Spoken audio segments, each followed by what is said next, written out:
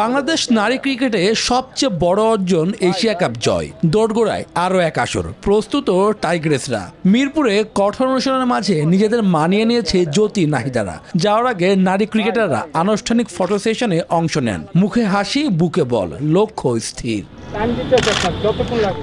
আরব আমিরাতে আগামী 28 আগস্ট শুরু হবে আসর। বাংলার জয়িতাদের প্রথম ম্যাচ 31 তারিখে, আর প্রথম প্রতিপক্ষ ইন্দোনেশিয়া। গ্রুপ পর্বের পরের দুই ম্যাচ শ্রীলঙ্কা ও স্বাগতিক আরব আমিরাতের বিপক্ষে। অধিনায়কের কণ্ঠেও আত্মবিশ্বাস। এবার আমাদের মেন টার্গেট হচ্ছে ফাইনাল খেলা, কারণ আমরা সেমিফাইনাল খেলি, বাদপুরি চলে আসি, বারবার এই জিনিসটাই হচ্ছে। সো আমরা এই ব্যারিয়ারটা এবার ভাঙতে চাই। ফাইনাল খেলে দেখা যাচ্ছে তখন একটা শিরোপা জয়ের একটা বিষয় থাকে। তবে ফাইনালের আগে ভারতকে ফেস করতে চায় না বাংলাদেশ। এশিয়ার কঠিন প্রতিপক্ষ ভারত যেন বাংলাদেশের মাথা ব্যথার বড় কারণ।